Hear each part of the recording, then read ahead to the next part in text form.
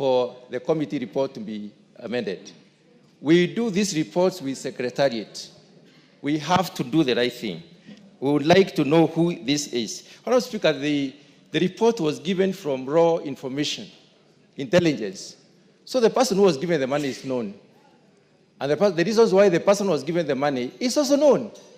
Honourable Speaker, as members of parliament, we need to be cleansed from this. We have suffered a lot as parliamentarians. There has been so much that we are supporting the executive, and this is what we can get in return. Honourable Speaker, since they are known, for us to be cleansed, they need to be named. Yes. The reasons why the money was given also needs to be brought to this House so that members of parliament can be cleansed. Out there, we have a very bad name for supporting the executive. But we are supporting the executive because we would like the plan to go through. We would like the government to succeed.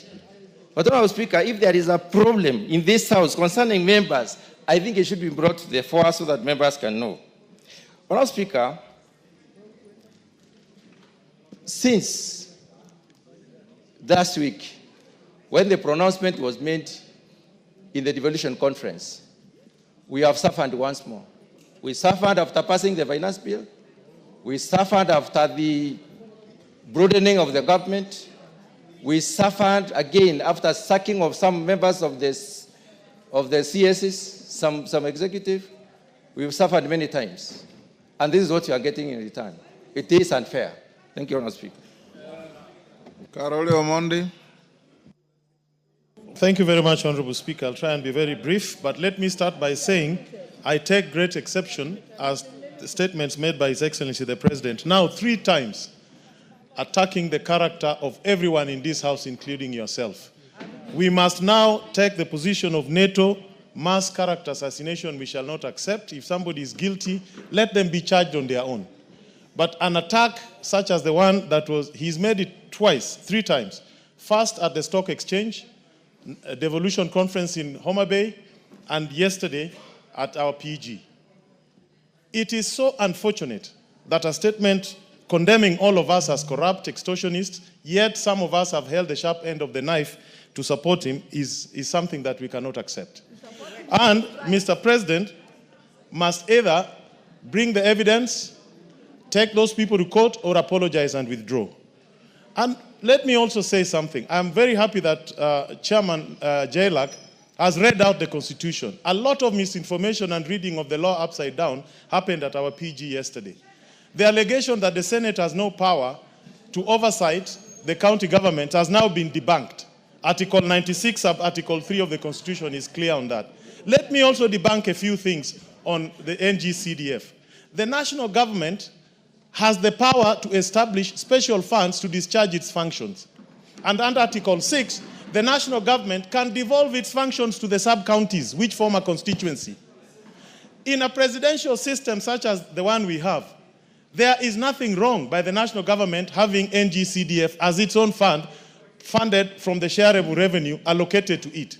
In any event, even if we don't have the NGCDF, the funds for the NGCDF will not be taken to counties. The counties will not receive it. But to make matters worse, the law is being misinterpreted by the Right Honourable Raila Odinga. In a parliamentary system, the members of parliament form the government, the Prime Minister and his ministers. The members of parliament sit in the executive. They design projects, they implement, they oversight. Let him see what is happening in the House of Lords, in the House of Commons in England. What is happening there? Why can't he say MPs cannot do what we are doing here? That is the wrong application of the law. And yesterday I was very upset because there is state capture in this country. Let this House today, let us look at what is happening at the e-citizens. How many pipes are leaking government revenue to private pockets? Do your work as members of parliament. Let us call them out. Sugar mills were privatized. Workers are being fired. Let us know who took over the sugar mills built by public funds without competition. Let them tell us. I have a question in the floor of this House calling the Minister for Treasury to come and explain to us. Let us take the war to them. Let us take the war to them. If they want, we will give.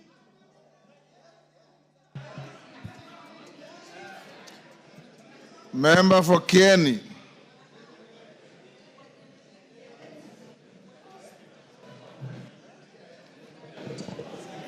Thank you. Thank you so much, Mr. Speaker, for the opportunity. On this hour and this moment, I want to say that this House is under siege for all of us, inclusive, Mr. Speaker.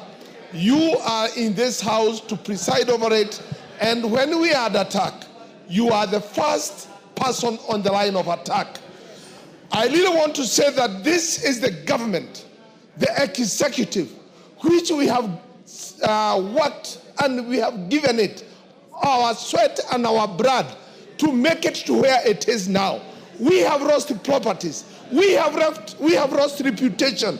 We have lost credibility in our own constituencies. We have business partners we work with. Whenever we visit them for business, other than the parliament, they see us, we are taking corruption into their own offices.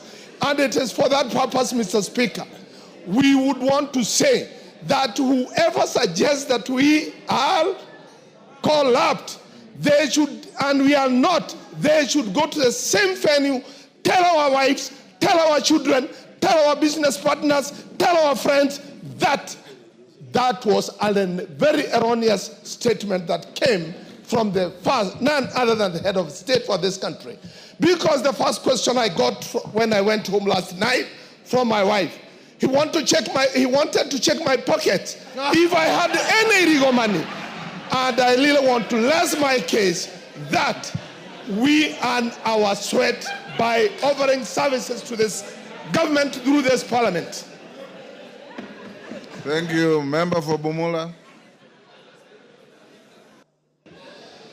Honorable Speaker, I was very shocked yesterday by the sentiments of His Excellency the President.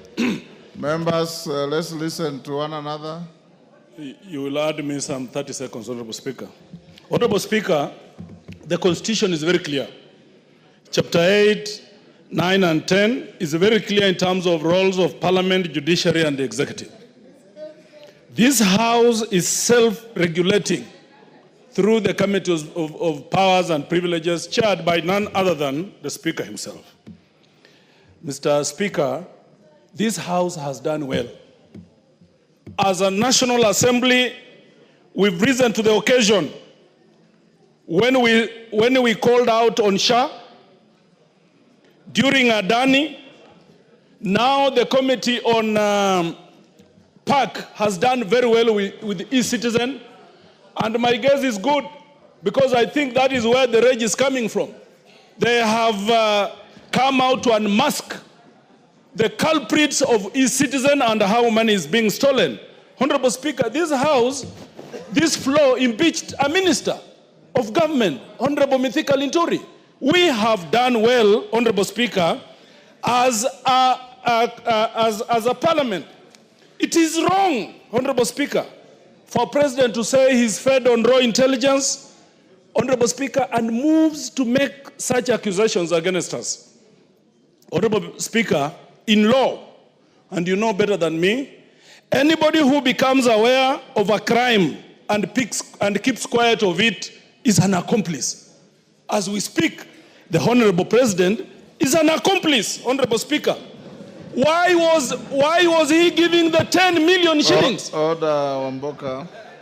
I referred you to Standing Order 87. You want to discuss the person and conduct of the President? Bring a motion. Well guided, Honorable Speaker. Yes. Read your standing orders. Well guided, Honorable Speaker. Honorable Speaker, the President has all instruments. The President has all instruments. Order, Otieno Amolo, what is it?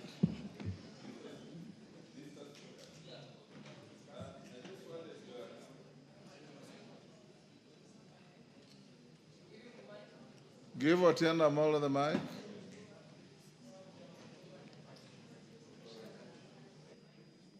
What's happened? Move to the... Mr. Speaker, yes. As you know, I respect your guidance and rulings, but I had intended to bring this letter for your formal guidance on content of speeches. 87.1. Mr. Speaker, it's my understanding that what you cannot discuss is the conduct of the President, but you can discuss his speech. I'd like you to give a ruling on that.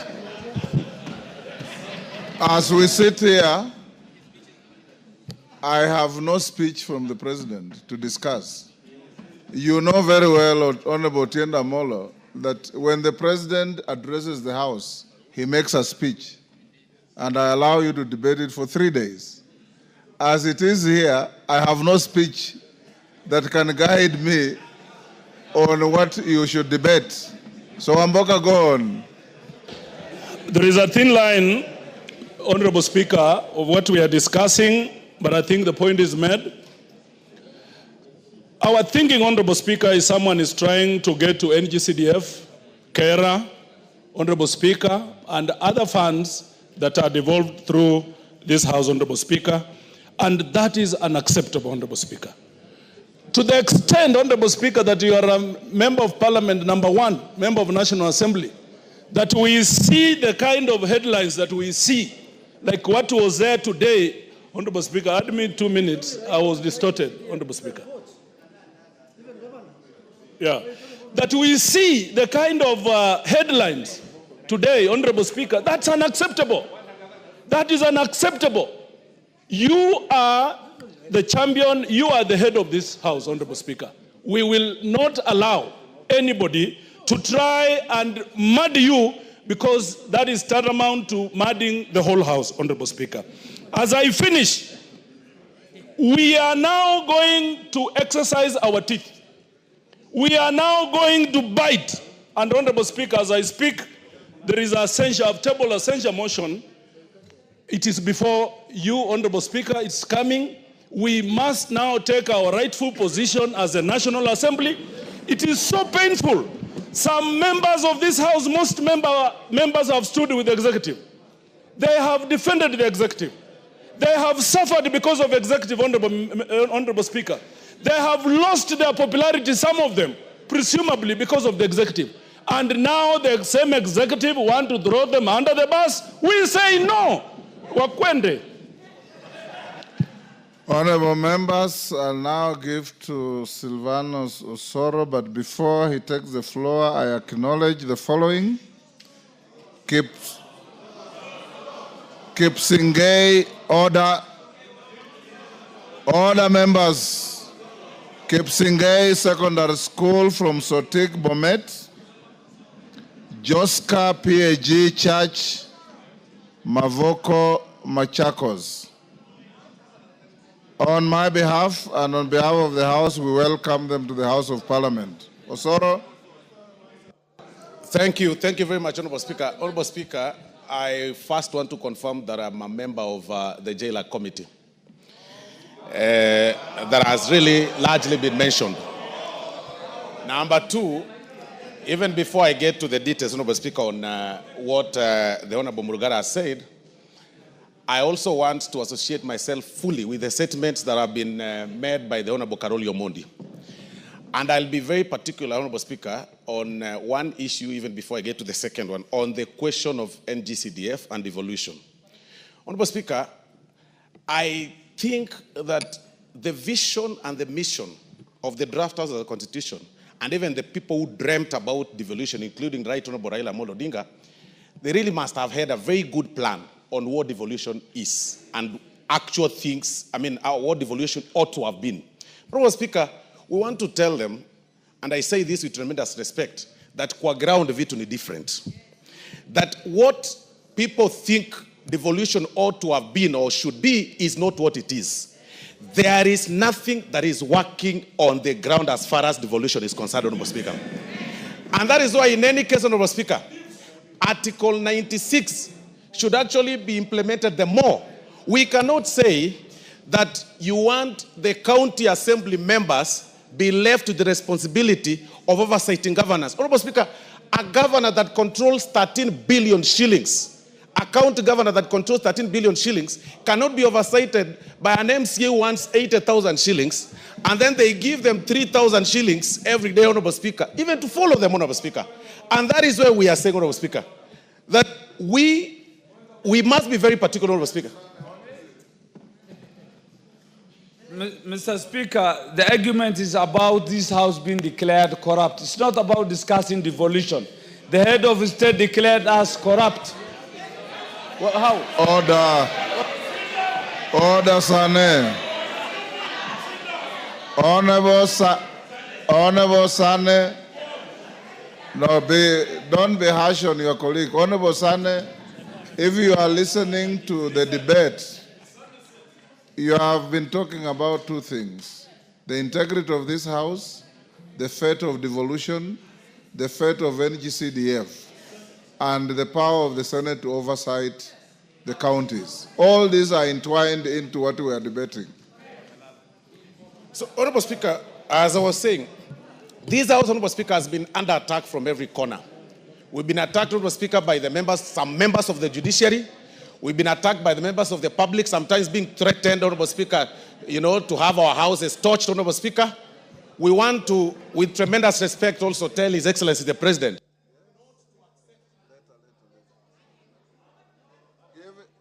Give him a minute.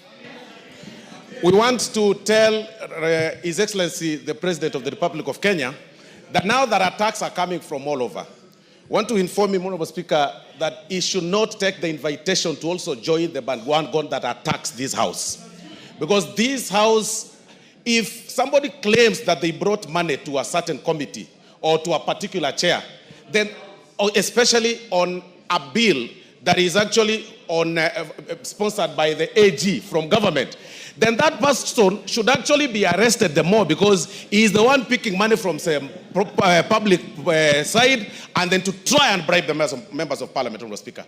Because this House, Honorable Speaker, has been under attack from every corner. And it should actually not be happening. Today, as we are speaking, Honorable Speaker, people are already complaining about KERA. They want the KERA funds to be reverted to the counties. They want NGCDF to go. But, Honorable Speaker, you will need a microscope to see what governors or county governments are doing, Honorable Speaker, because there is nothing that is being done, Honorable Speaker. Time up. Time up. Parashina. Thank you, Mr. Speaker. Thank you also for standing for to be one of the leaders to be counted in this country for defending Parliament. Mr. Speaker, I only also need to comment on three things, or four: doctrine of separation of powers that we saw yesterday, and we need to remind the executive we don't work under their mercy.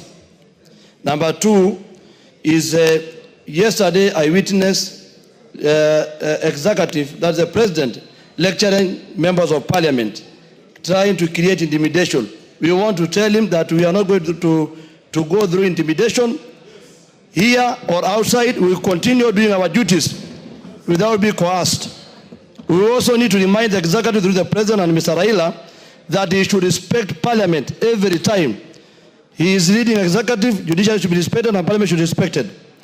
Suggestions that Mr. Speaker came, which also brought yesterday, is about us in the committee. They alluded that when we summon state agencies or even PSs or ministers, they say that we keep asking them for money. Then the question is, how are we going to do our oversight role, if at all? They are saying that we are looking for money. It is our duty to do our oversight role, and I can tell them it is no longer going to be business as usual. And the last one is an independent investigation. If possible, let the president or this House establish an independent investigation where the executive can submit evidence where this House has been involved in corruption. But we cannot allow, it's like saying a pot, how can a pot say that the pan is black? It is not possible. Thank you, Mr. Speaker. Jane Kagiri.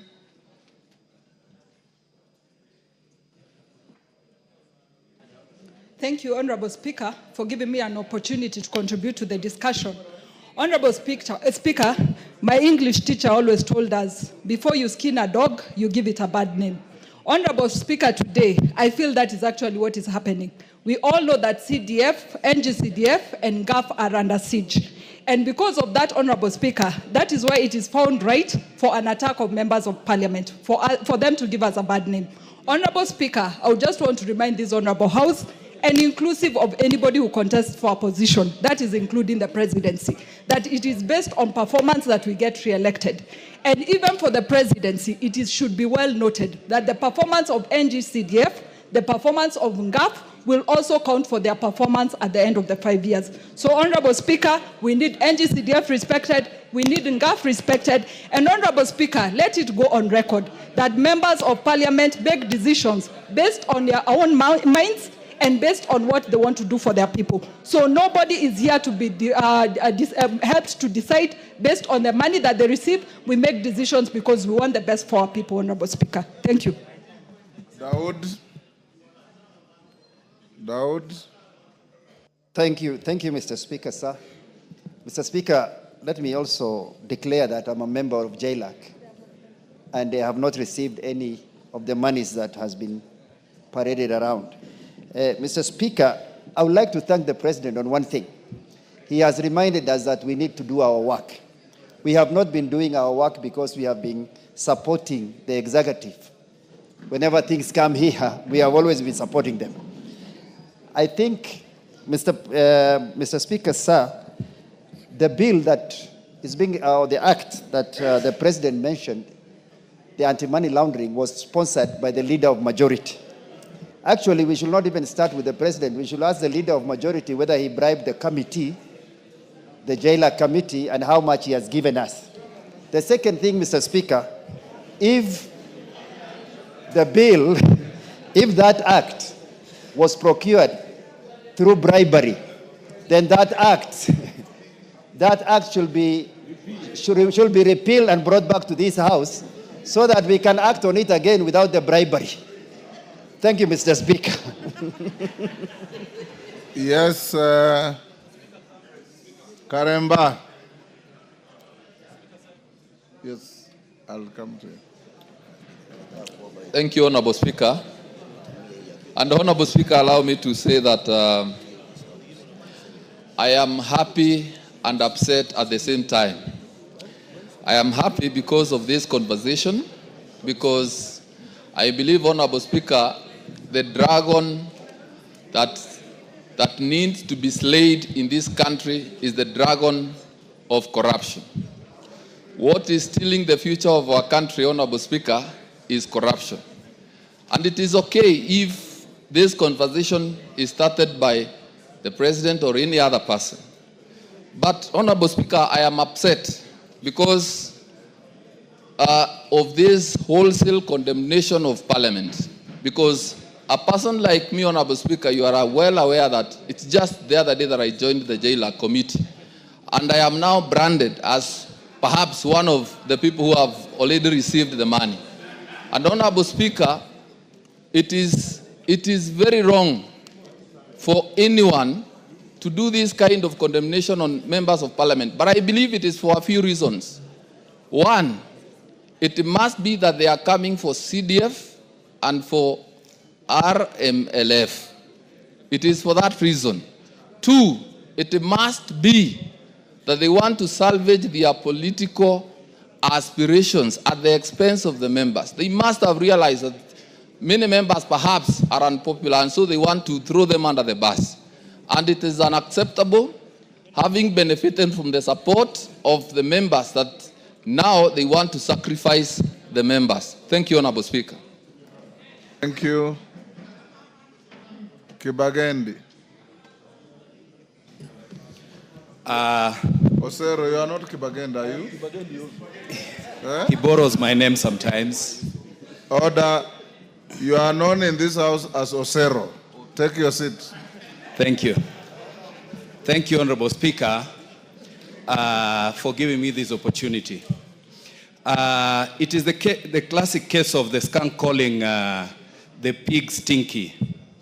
The President, who himself bears responsibility for questionable governance decisions, erred gravely in issuing a blanket condemnation of this august House.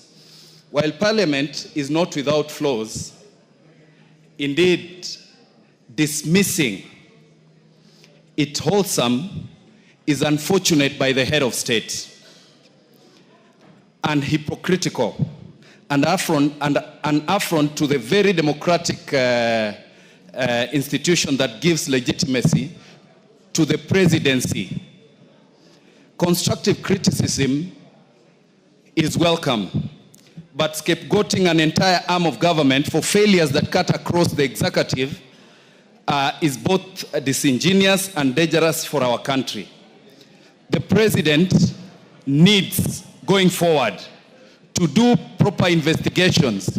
He said he gets information from NIS and DCI.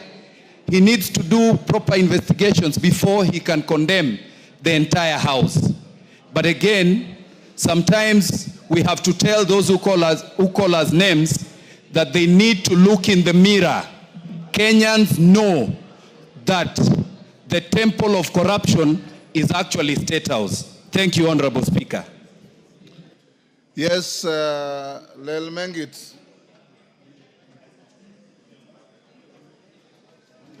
Thank you, Honorable Speaker. I would also want to echo my sentiments on this case. Honorable Speaker, first, I would like to apologize to this Honorable House.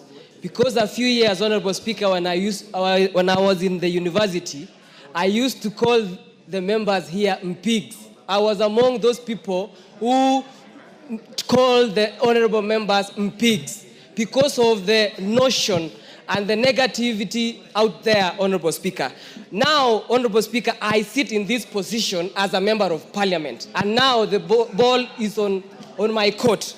Honorable Speaker, I have realized that there is an enormous task bestowed to these honorable members, all the way as representatives, legislators, and oversighting responsibility. Honorable Speaker, I want to state this categorically, that even on the issues of NGCDF, as part of the representative duty that we do as honorable members, we cannot find substantive projects across the constituency or in the county governments that have been done by the county governments. Honorable Speaker, it's in my entire ward, Kilibwani ward constituency, I cannot find any single project that was done by the county governments. Only projects that have been done through the NGCDF money can be appreciated by the people out there. Honorable Speaker, I want to mention this, that even in the case whereby in the future we might have an elected president similar to the, I don't want to mention names, but the president who will be giving resources basing on the shareholding basis, probably other counties and other regions of this country will be discriminated. So, Honorable Speaker, I want to mention and also to echo that this is an honorable house. We do our work perfectly, and we uphold our duty and integrity as members of Parliament. Thank you, Honorable Speaker. Donald Watch, I see on the screen, or you are not? Okay, Millie. Thank you, Mr. Speaker, for giving me this opportunity. Mr. Speaker, if there is one person I admire is Honorable Raila Odinga, and the reason I admire Honorable Raila Odinga is because he's a person who stands on principle, and even if he's the only man standing, he will remain standing on principle. Mr. Speaker, I have learned from the best, and that is why I stand on principle like the person I admire, Honorable Raila Odinga, and urge my party leader to listen to the ground on NGCDF. Mr. Speaker, I also want to urge my party leader that there is one thing I've admired about him, which is equality and fairness.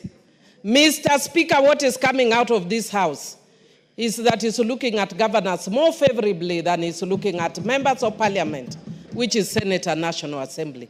We are all your children. Look at all of us favorably.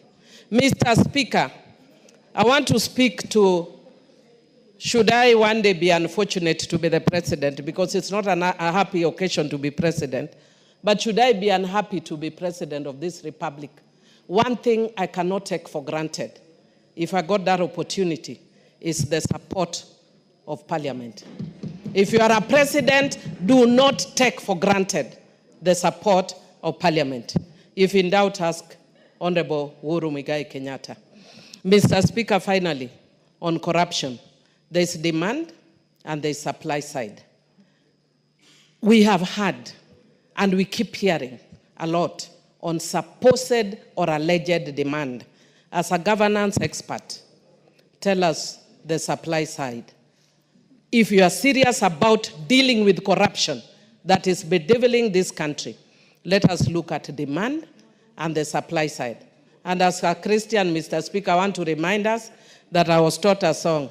Kila mtu atauchukua mzigo wake mwenyewe na kila mtu atabewa. Today I want us to talk about the trending video that happened in Parliament.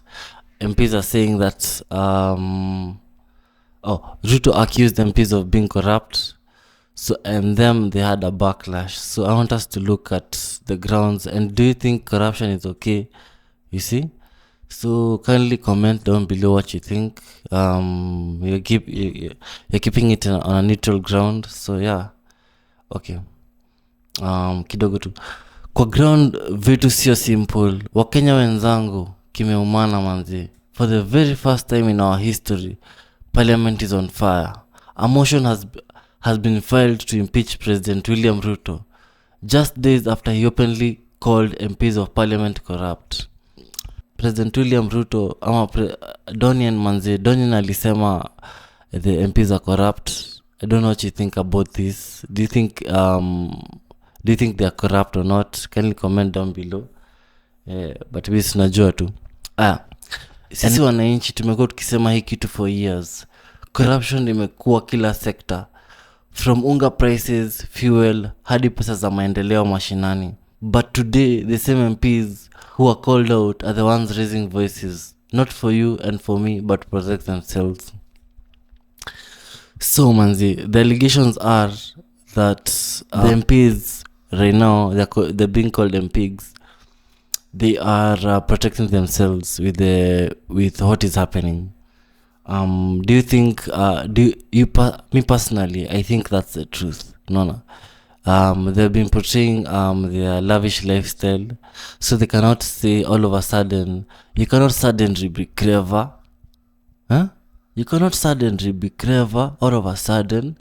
Si kila siku mnatuongelesha vibaya, so you cannot just say all of a sudden, ati sasa, you know? So think about it. A whole impeachment motion, not because of how the country is suffering, not because of youth joblessness, not because of heavy taxes or cost of living. Lakini jia mtu anaambia ukweli, that tells you everything you need to know. So for somebody telling you the MPs the truth, so William Ruto told MPs the truth that they're corrupt. And instead of them accepting that they're corrupt, they want to impeach him because he's saying the truth. That's the whole notion. This is my take. Me naona kama hii shit ni vitimbi. Naona. I don't think like these niggas are serious. Naona. But anyway, you tell me in the comments. Do you think they're real? They're going to fight corruption? Ama ni show, ni kipindi? Yeah. Tell me in the comments. So wakati wa bunge wanacheza impeachment chess game, mama mboga bado analia kwa soko, vijana bado wanakaa bila kazi, na watu mashinani bado hawana maji safi, barabara au huduma za afya. Hii ndio reality yetu. For those who have been elected into positions of power, those are positions that you're supposed to use them to elevate other people. Give young people opportunities. Watu mashinani, they're supposed to get good water, and good roads and good health services. I think that is the most important thing if you're in a leadership position. That's my take. Okay, so people are saying God should protect Kenya, and people are praying that everything goes well for Kenya. But here's how I look at it. If we cannot help ourselves, how can God help us? God has given us the chance for us to use our brains, for us to if in a position of leadership, you're supposed to use those platforms to engage, to elevate other people. But if you're not elevating other people, what are you doing with the opportunity? I think that's the problem. Okay, so this moment is bigger than Ruto, bigger than MPs. It's about Kenya. Wananchi lazima tuamke. Whether you support Ruto or you don't, hii motion it's a warning shot. It's a sign kwamba the system is rotten, and unless you speak up, tutaendelea kuumia. Whether the system is working or not, this is what I think, from my take. It affects us all, if you're in the system or not, because all of us require services at some point in time, and if the services are not working for even the smallest person in the community, I believe also us, everybody else will get affected. So the services should work for everyone, and regardless of where you are. So Kenya, our generation, especially Gen Z. Okay, so the Gen Zs have really showed a good motive with watu wakishikana and people fighting for the rights, and I think that's a very noble gesture. Guys should continue. Watu washikane for a better country. So kindly like, subscribe, and share, follow. You're awesome and an amazing human individual for doing so, and I truly appreciate you being here. So thank you.